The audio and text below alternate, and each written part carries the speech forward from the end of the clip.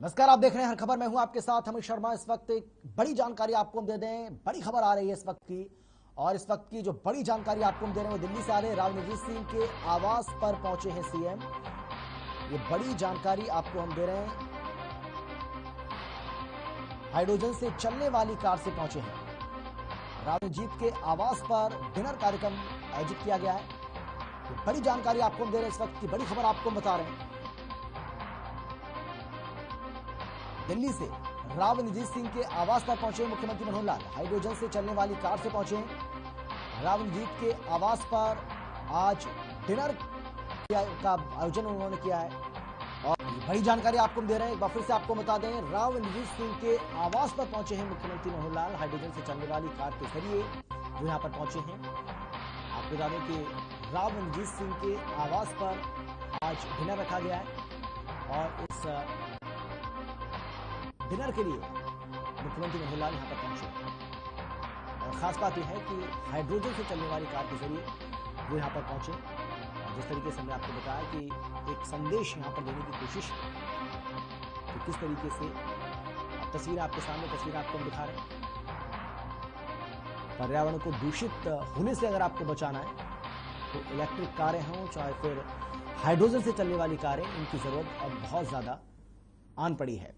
और यही वजह है कि एक संदेश देने की यहां पर कोशिश मुख्यमंत्री मनोहर लाल की ओर से की गई है।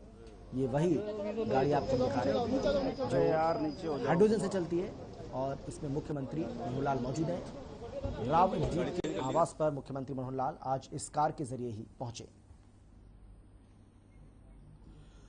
प्रदेश को केंद्रीय परिवहन मंत्री नितिन गडकरी और सीएम मनोहर लाल ने 297 किलोमीटर लंबी 5 राष्ट्रीय राजमार्ग परियोजनाओं की सौगात दी है। ये पांचों राष्ट्रीय राजमार्ग करोड़ों रुपए की लागत से बनकर तैयार हुए। सोनीपत से केंद्रीय परिवहन मंत्री और नितिन गडकरी ने सोनीपत के सेक्टर 15 स्थित हुड्डा ग्राउंड से इन नेशनल हाईवे का शुभारंभ किया है। इस मौके पर डिप्टी सीएम दुष्यंत चौटाला समेत तमाम सांसद और विधायक मौजूद रहे। इस दौरान नितिन गडकरी ने अपने संबोधन में कहा कि हरियाणा के मुख्यमंत्री मनोहर लाल के नेतृत्व में प्रदेश लगातार विकास कर रहा है। उम्मीद है कि मनोहर सरकार हरियाणा को नई ऊंचाइयों पर लेकर जाएगी। तो वहीं सीएम ने अपने संबोधन में कहा कि नेशनल हाईवे के बनने से हरियाणा और आसपास के इलाकों का तेजी से विकास होगा, क्योंकि सड़कों का जितना नेटवर्क मजबूत होगा, रोजगार के साधन भी उतने ही मजबूत होंगे।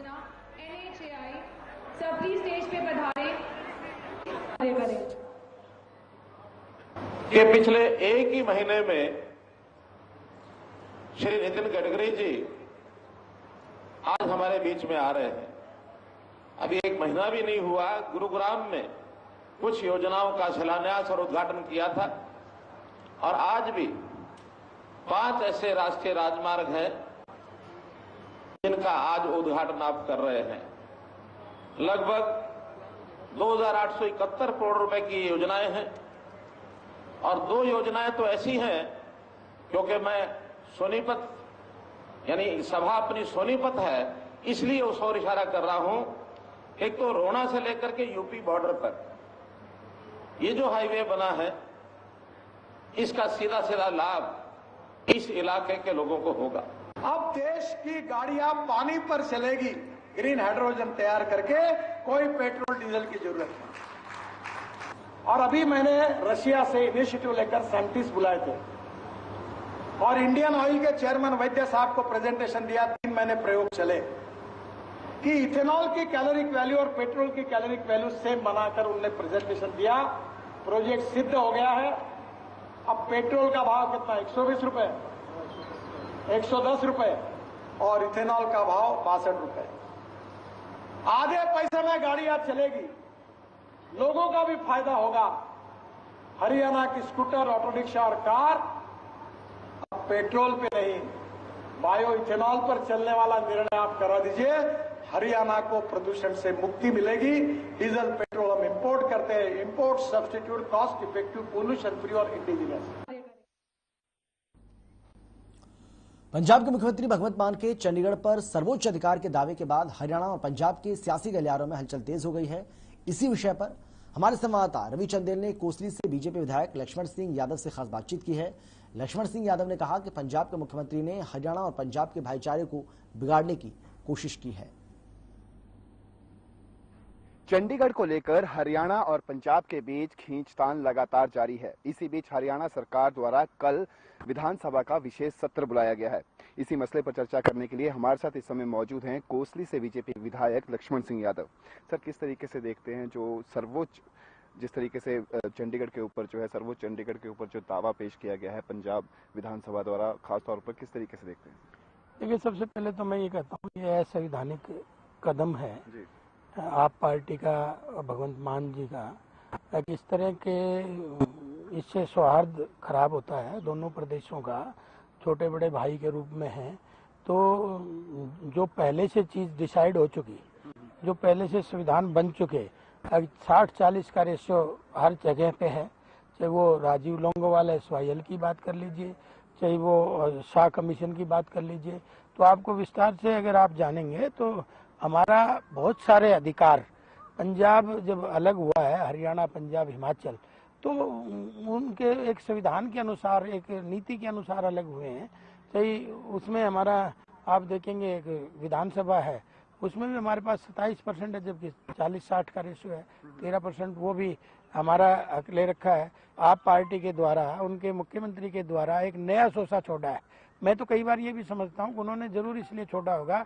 आज पंजाब जो है दिवालियेपन पे है, घोषणाएं फिरी करके बहुत सारी कर दी, और वो आज जनता का मन भटकाने के लिए, उसकी दिशा चेंज करने के लिए इस तरह के असंवैधानिक कदम उठा रहे हैं, अप्रजातांत्रिक कदम उठा रहे हैं।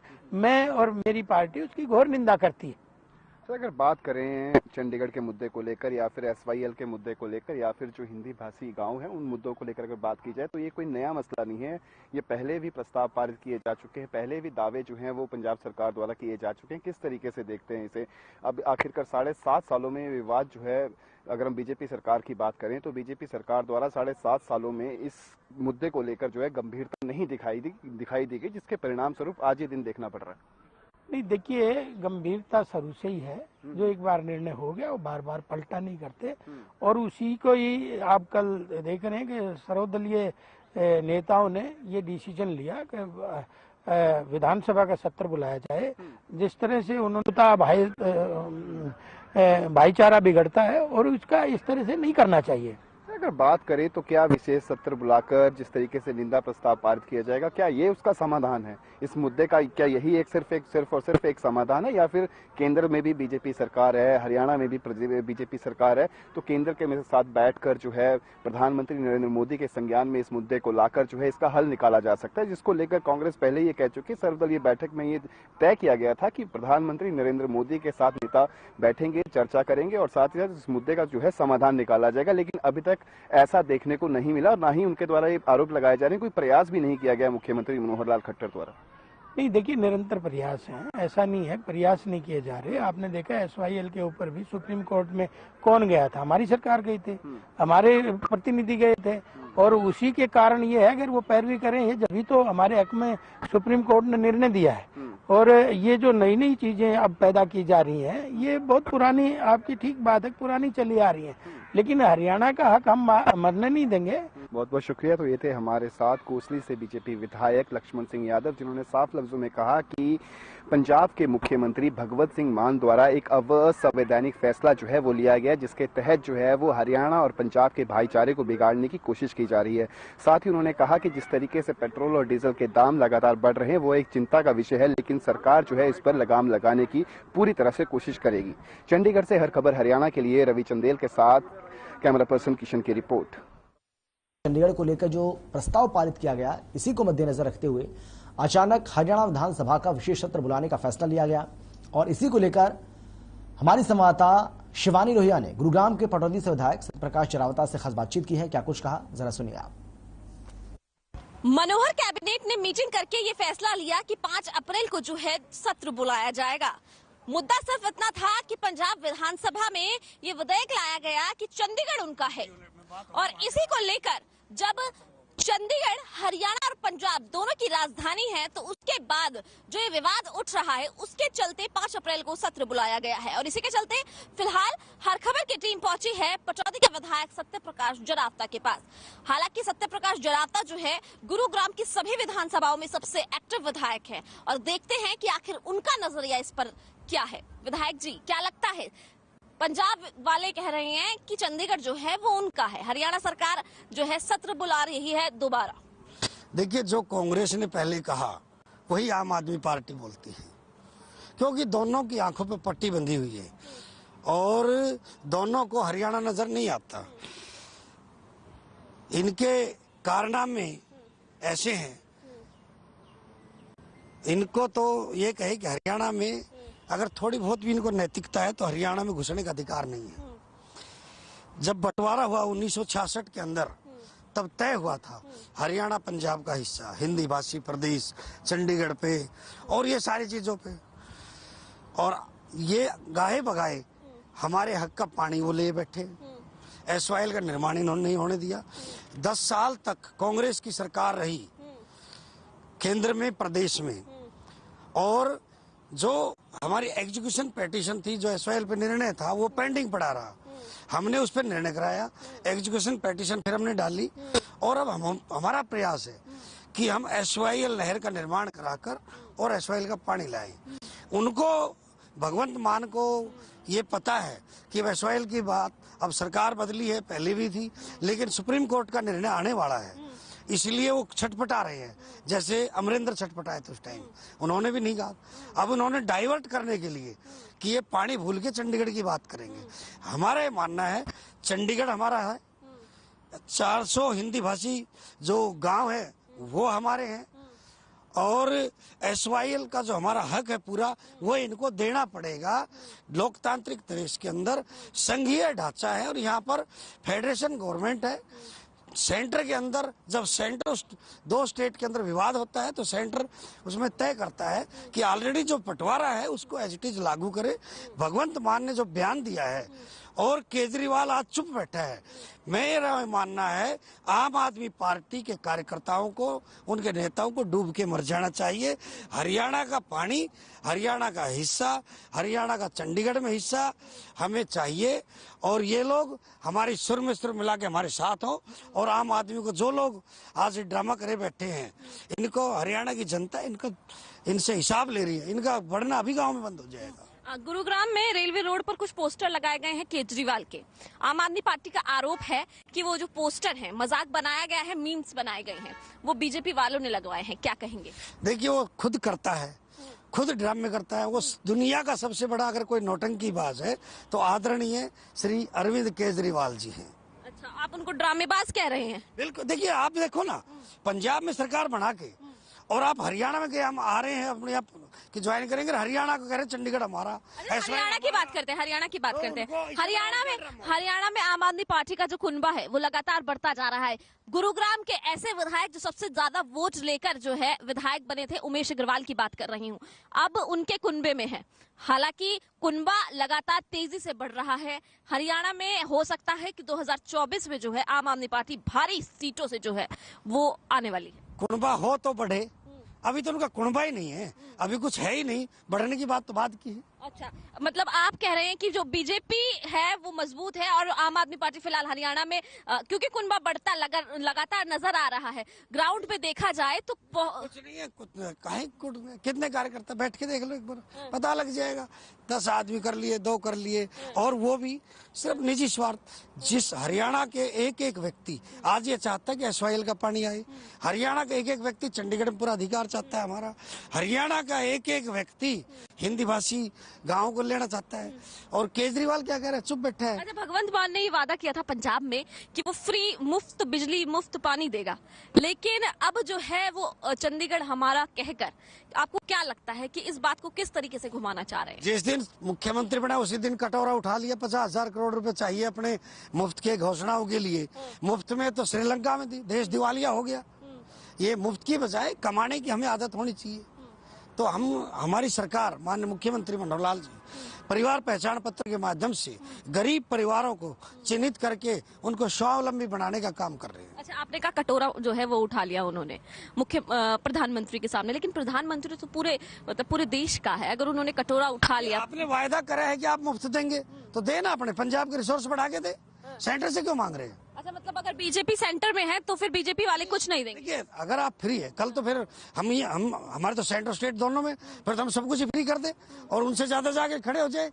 हम प्रधानमंत्री भारतीय जनता पार्टी के लीडर रहे हैं, जब हम नहीं मांग रहे, हमने कहा भाई नहीं, देश सबका है, देश की संपत्ति को खराब नहीं करना है, देश को दिवालिया नहीं करना है।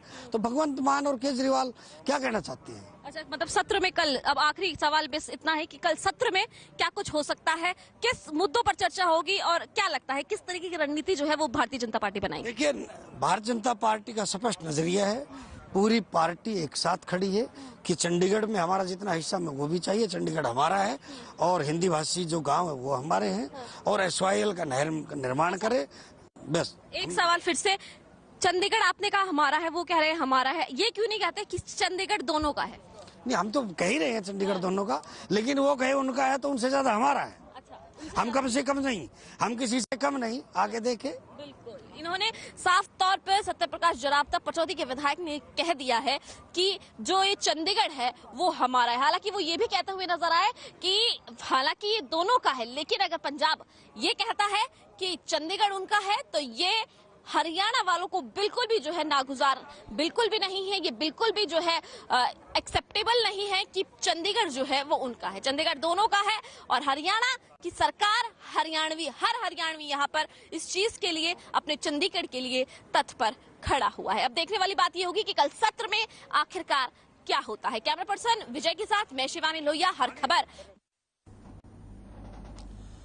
गुरुग्राम में बीजेपी के प्रदेश अध्यक्ष सत्यव्रत शास्त्री ने एक कॉन्फ्रेंस में यह बताया है कि चंडीगढ़ पंजाब की नहीं बल्कि हरियाणा की भी राजधानी है और हरियाणा का भी उतना ही हक है जितना पंजाब का है। साथ ही सत्यव्रत शास्त्री ने आपा निशाना साधते हुए कहा है कि आप बेकार की राजनीति कर रही है और इस तरह की राजनीति से आपस में जो अपनापन है वो बिगड़ता है।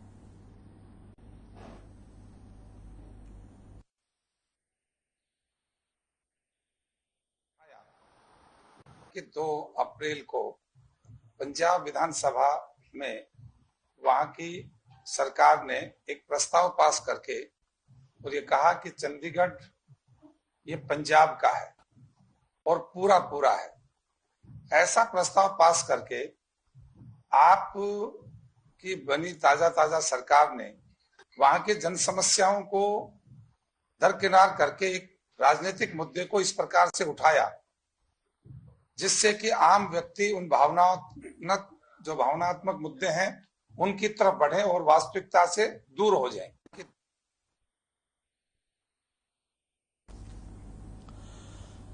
चलिए आगे बढ़ते हैं, लेकिन जिस तरीके से यहां पर अब इस पूरे मामले को लेकर राजनीति गरमाई हुई है, ये अपने आप में एक बड़ा सवाल है कि चंडीगढ़ को लेकर अपने अपने दावे अब दोनों राज्यों की ओर से किए जा रहे हैं। आगे बढ़ते हैं, बात करेंगे इंद्री की, जहां इंद्री की बयाना राज मंडी में प्रशासन के दावों की पोल खुलती दिखी। मंडी में गेहूं की खरीद को लेकर कोई व्यवस्था नहीं दिखाई दी। मंडी में अभी तक बारदाना भी नहीं आया, जिसकी वजह से किसानों का गेहूं ऐसे ही पड़ा रहा। की और जो DFSC की आज खरीद है अभी तक कोई अधिकारी यहाँ तक नहीं पहुंचा है, तो इसलिए दिक्कत है कि अब 2 दिन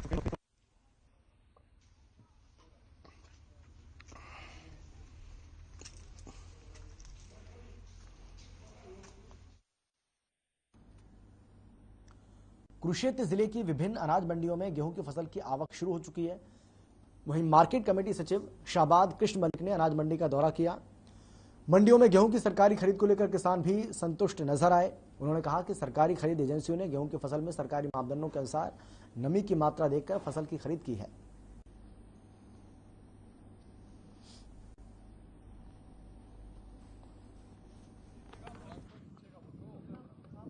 ऐसा है 1 अप्रैल से लेके और आज तक के अनाज मंडी शाहबाद में 1350 क्विंटल गेहूं आ चुका है और आज फेड और फूड सप्लाई दोनों एजेंसियां खरीद कर रही हैं और ये शाहबाद में आज विधिवत रूप से खरीद शुरू हो गई है।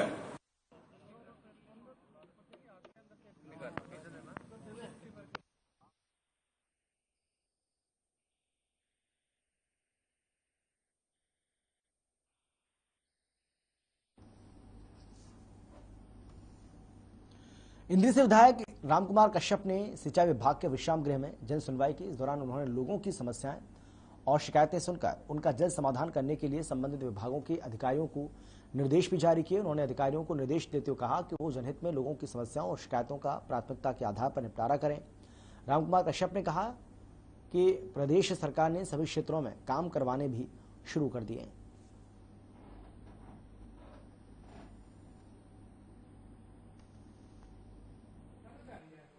तो उसकी वजह से क्या सरकार को बड़ा स्वास्थ्य का पहले ध्यान रखना था, तो उससे जो है सारे विकास के काम जो है डिस्टर्ब हो गए।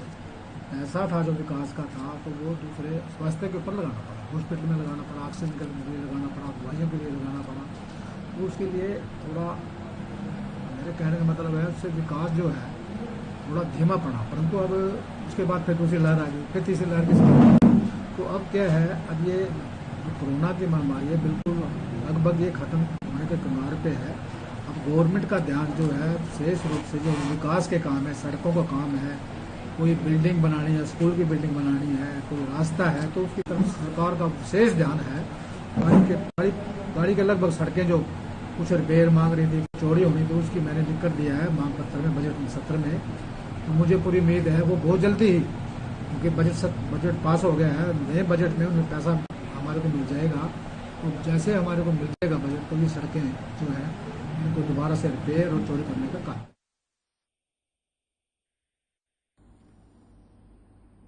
और फिलहाल इतना ही, छोटे से ब्रेक के बाद फौरन लौटेंगे। आप देखते रहिए हर खबर।